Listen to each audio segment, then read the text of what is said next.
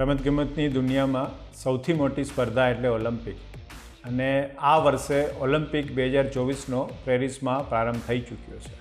Paris Olympic 2024માં ગુજરાતના અને ભારતના ખેલાડીઓ તેમના ઉત્કૃષ્ટ પ્રદર્શન માટે તૈયાર છે.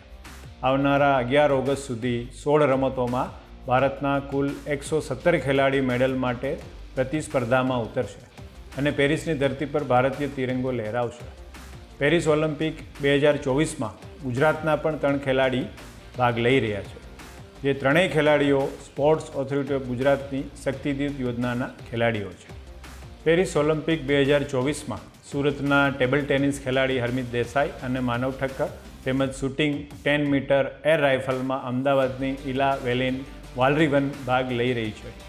જેઓ જરૂરથી સર્વશ્રેષ્ઠ પ્રદર્શન કરીને ગુજરાત સહિત દેશનું નામ રોશન કરશે તેવો મને વિશ્વાસ છે.